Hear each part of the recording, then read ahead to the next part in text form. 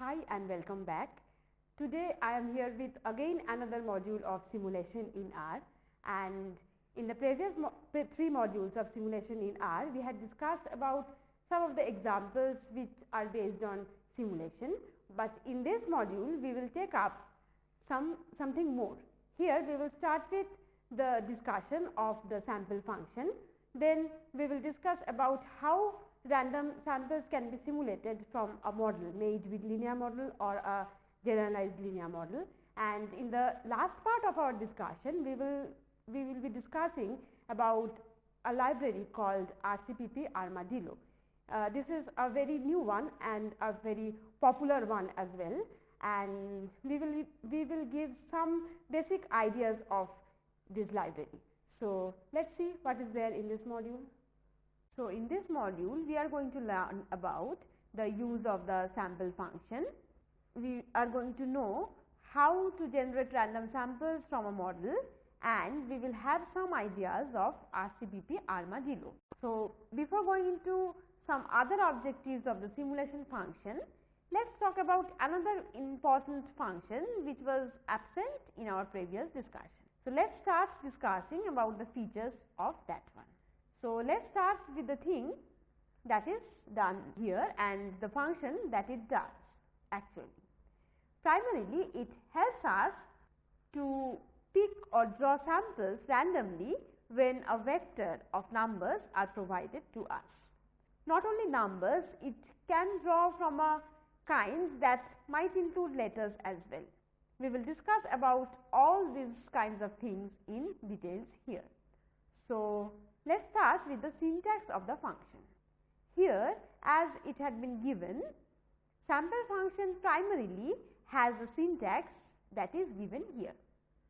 It takes x, size, replace is equal to false, probability is equal to null as an argument. So let's take up these kinds of arguments one by one. By the x argument, one can specify the vector of elements from which one can draw the numbers. The next argument, size, is something which specifies the number of times, the number of items which are required to take out. The next argument, replace is equal to true, gives us the option of whether we are going to draw sample with or without replacement. By default, it takes equal to false argument. So the sampling is going to be a without replacement one. One last argument that should be mentioned is the probability argument. Primarily, as R says, it provides a vector of probability weights for obtaining the elements of the vector being sampled.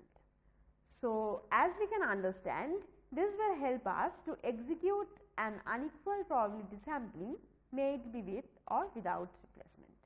So this is what the argument says. Now let's think of some examples that the function is used to build up for our better understanding. So here, as a special case, suppose we want to draw a random sample of size 10 from the numbers 1 to 50. So what do we do here? We are using the numbers 1 to 50 as our argument, and which we would want to sample from.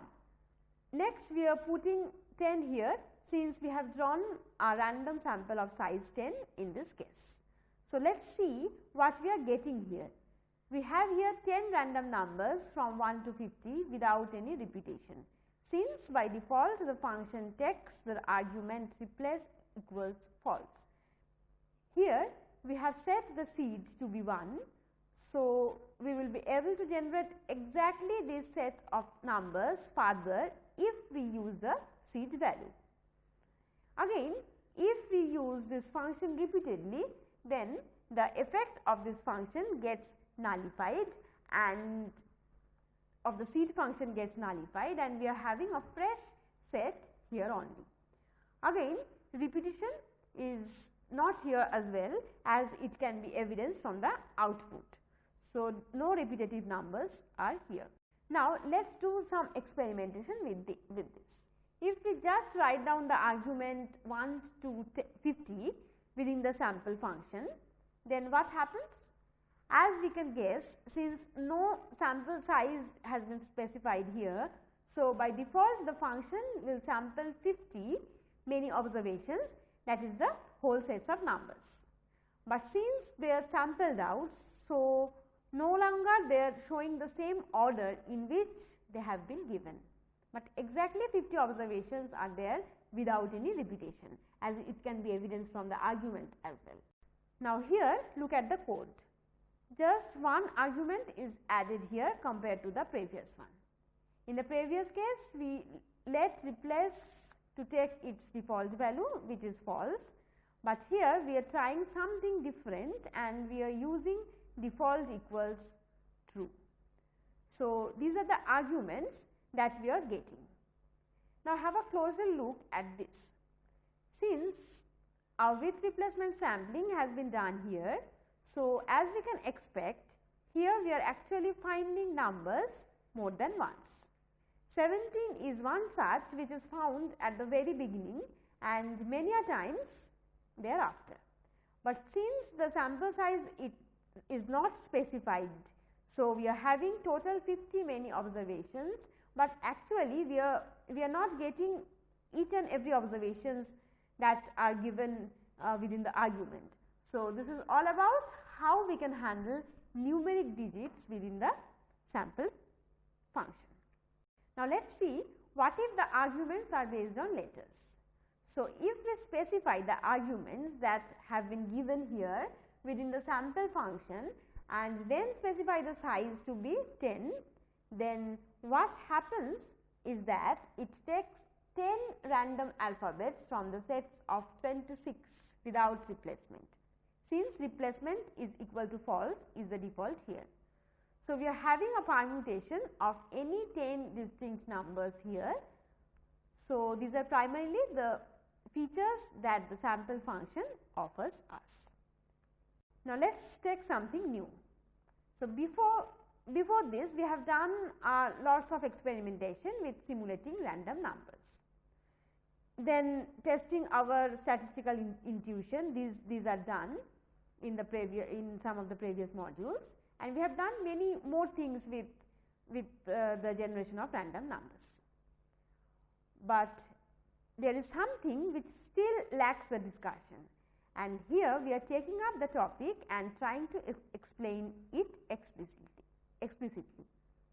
Here, suppose our objective is to generate random numbers from any model.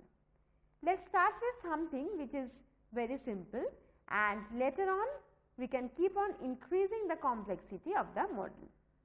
The reason why this topic is included is that if you understand the principal idea of this, then it would be easier for you to draw samples from the model that you have proposed or will propose in future, and will be able to bring out some interesting features out of it.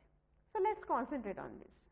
Suppose we are dealing with the simple linear model, which is y is equal to beta naught plus beta 1 x plus e or epsilon, where this error part follows normal 0 3 square. Now, we are assuming x to follow normal 0 2 square. Along with this, some more things are needed to be assumed. So, just take up them one by one. Here we are having beta naught and beta 1, and we are fixing the values of beta naught at 0.4 and beta 1 at 1. So, let us see how to generate random numbers from this model. Now, for drawing random numbers, at first we are setting the seed value to be 12. This is very important because this would help you to return exactly the same random numbers which you are using here, and that would solve a lot more problems. Actually, as we know, the numbers that R provides are not actually random. It is a set of pseudo random numbers that R is giving R for us for our convenience. Now, we have set the seed arbitrarily, it can be 10, 30, 11 or any numbers like this. Here, as we have already fixed the specification of x and the error variables, which are normal with 0 mean and standard deviation as 2, and again normal with 0 mean and 3 as standard deviation. So, following this, we are specifying the x and e variables like the one given here. Now, we know there exists a linear relationship between x and y since it is a linear model that had been specified at first. So, just looking at the model, we can observe that here the mean and standard deviation of y as well can be calculated with a minimum amount of effort. So, by fixing the constant values, that is beta naught and beta 1 values in the model, we are having our y values here. So, this is what the y is. Now, let us plot the newly found y and x which were there before, which we had given, and let us see what happens. The plot that we are getting here will look like this. So, as it is evident from the plot, here x and y do have a linear relationship. We can also do a lots and lots of experimentation as well with this y. We can find what the central tendencies of it actually, and we can find many more out of it, and from it we can reveal some underlying things as well. So, do try this by yourself. Now, let us consider another example here. These two of the examples say almost similar thing instead of just a small change. Let us see what is that. Here we are considering the same linear model, but instead of taking x to be a normal random variable, what if it is actually a binary one? So, the problem is all about taking a binary random variable. So, just change a few things and you will reach towards our objective. Look at the code that had been given here. Here, instead of putting the random samples that has been drawn from the normal distribution, since we are considering x to be a binary one, hence we are drawing 500 random samples from a binomial distribution when size equals 1 and the probability of success equals 0.5. In case of the error component epsilon, again we are drawing 500 random samples from a normal distribution which has mean 0 and standard deviation 3. So, this is what we are inputting here. So, by this way we can have the y values corresponding to a simple linear model which contains x as a dichotomous variable. If you wish, you can see the values of y as well, and also as we have talked earlier, as a next step you can always take the summary statistic of y from this, but we are not doing this here. So, as a next step we are doing the thing what we are supposed to do. Here we are plotting the values of x and y through a scatter diagram, and let us see what is happening here. Look at the graph that have been given here. Here, since x takes either 0 or 1, so that have been reflected here, but as we can understand that the y's are continuous, but also here also we are having a linear trend which is pretty much obvious from the plot. So, this is how the plot of x and y looks like, where we are having a linear model with binary x and continuous y. Now, our next objective is to deal with a slightly complicated model. Unlike the linear model that had been discussed previously, here we are having a generalized linear model. Suppose here we are taking y to be a Poisson random variable with mean mu. So, what do you think? What kind of the variable y should be here? In the two previous cases, we had assumed y to be a continuous one, but here since y is taken to be a Poisson one, so here it is a count variable. Now, as we can understand, things are not as simple as it used to be in the case of a simple linear model. The basic difference between the two is that the error distribution is no longer normal here, since it is a generalized linear model. Actually, here it is a Poisson one. So, here as we can see, the outcome variable y is taken to be Poisson 1 and the log of mu here will follow a linear model with beta naught as an intercept and beta 1 as a slope, and these beta naught and beta 1 are some unknown constants. Also the predictor variable is x here. So, the first thing that had been done in the previous case as well, we are fixing the values of the unknown constant, and exactly that has been done here. So, this is what our model is, and if we simulate from this model, then we are going to have a Poisson data. So, let us see how we can get this in R. So, here as we can see, we are setting the seeds to be 10, and as we know this requires for our convenience. Next, as it had been told earlier, we are specifying a normal predictor here, and we can see here that the x variable contains 500 random numbers from the standard normal distribution, that is here it has been taken as mean 0 and variability is specified to be 1. Now, our next job is to have a linear combination of these predictors, which is beta naught plus beta 1 times the predictor variable x. This is actually the log of mu. So, log of mu is equal to this thing 0.5 plus 0.3 into x, since we have fixed the value. And as we can see, we are storing the values of these within the variable log underscore of underscore mu. So, this is what the log underscore of underscore mu variable is. We can call it log of mu. Now, as we know that the mean of the Poisson distribution is e to the power this 0.5 plus 0.3 into x, that is e to the power log of mu. So, we are generating 500 random samples from the Poisson distribution using the rpoise function, and the mean, that is lambda, is specified to be e to the power log of mu. Exactly this thing has been given here. We are storing these values in the variable y, and hence this is what our y variable actually is. We can see the values of them. If we want, we can just call y and they will give you, R will give you the y values. Also, as always, we can get the summary values and things related to this, and we can always explore some interesting facts that might be known or unknown to us. Now, our next job is to plot, as we know, the x and y. So, using the plot function, we are plotting the things that we have given as output, that is x variable, and the variable that we are getting as. So, the x variable is an input and the y variable is an output. So, this is what the plot is. We are plotting here x versus y. So, using the plot command, look at what we are getting here.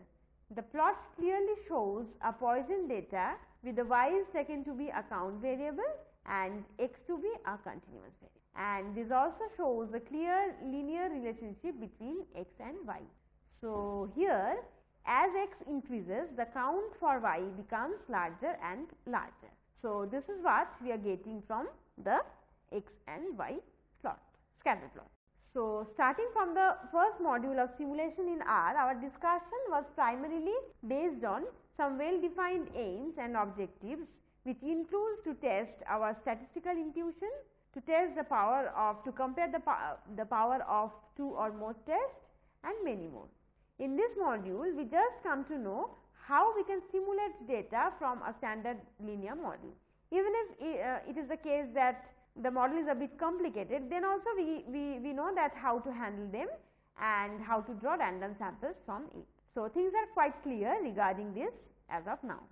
We have come across a lot of examples and tried to materialize or visualize what we are thinking or what our intuition dictates us to think. So, we have come across all these things, but let us have an overview of something which is indeed a bit more complex, but this thing gives you how efficiently you can run a code. Here we will give you just an overview of this. We are not going to give you much details. We will try to let you know the instances where things like this are used more efficiently. For this, let us start the discussion with an idea of RCPP armadillo. So, it's a heavy name, and seeing this you might be thinking that the whole thing is going to be that heavy. So, let us see, let us find how complex is it actually. At first, let us find the RCPP, what RCPP actually is. Primarily, RCPP is an R add-on package. Now, the question is what actually it does. I mean, why do we require this? Basically, RCPP helps you to extend R with C++ functions. So, how it works? Firstly, it can be used for anything. It can be some small add-on functions which is meant for accelerating the computation. And how does it do all the works? It does this by replacing an R function with its C++ equivalent. So, basically this is what the function is doing. Also, it can be used as a building block in entirely new research computing environment. As we can understand, RCPP is relatively new, but the catch is that it has already become widely popular among us, that is the users and those who develops many things in the R community. Now, let me give you some statistics regarding this. RCPP is now the most popular language extension for our system and used by over 100 CRAN packages as well as 10 bioconductor packages. Those are very much useful, as you all know. So, the next thing is what Armadillo is. Primarily, Armadillo is a C++ linear algebra library.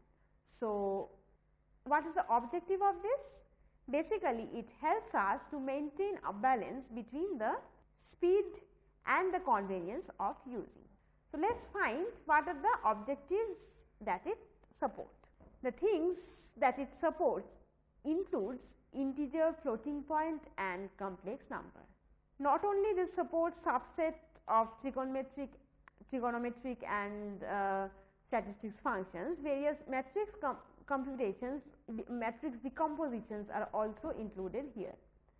Another important thing that is really welcoming about this RCPP includes recursive templates and template meta programming. One thing that I want to mention is that this library will be the one which we would love to use when we choose C++ as the language of our interest or the language that we use for our convenience. And as we know, from the day we have started using programming, that C++ is always preferred due to primarily two of the things. One is the fact that it provides an excellent speed, and another is that it has really significantly high integration capabilities. So, from these features you must have guessed that it would really provide us some really well organized simulation facilities which is faster than even one can think of, and one can definitely use this function, this library one can definitely use this library for his own purpose. So, as we have seen from this module, we have come across the syntax of what the sample function is, and we came to know how we can generate random sample from a linear model or a generalized linear model. We come across such situations where y comes from a normal variable, and also where y is a binary random variable. In the last part of the discussion, we had discussed about a very new topic, which is a very new library called RCPP Armadillo. Indeed, many things can be discussed regarding this, but we haven't discussed a lot more things regarding this. Keep on experimenting with this package after knowing this. It's really very helpful for your future knowledge.